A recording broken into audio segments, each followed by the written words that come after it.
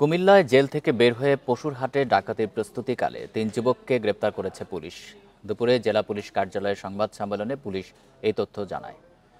Police জানায়, মঙ্গলবার রাতে টমসম ব্রিজ এলাকায় তল্লাশিকালে একটি অটোরিকশাকে থামার জন্য সংকেত দেওয়া হয়। এই ঈদে জামা জুতো অ্যাক্সেসরিজের ডিসকাউন্ট। এ সময় যাত্রী বেশে থাকা খায়রুল হাসান পুলিশকে উদ্দেশ্য করে গুলি ছোড়ার চেষ্টা করে। পরে অন্যদের সহযোগিতায় খায়রুলের ৩ সহযোগীকে আটক করা হয়। এ সময় তাদের সাথে থাকা 2 যুবক পালিয়ে যায়। তাদের কাছ থেকে 2 রাউন্ড গুলি ও একটি বিদেশি পিস্তল জব্দ করা হয়। তাদের বিরুদ্ধে ডাকাতির প্রস্তুতি ও অস্ত্র আইনে মামলা দায়ের করা হয়েছে।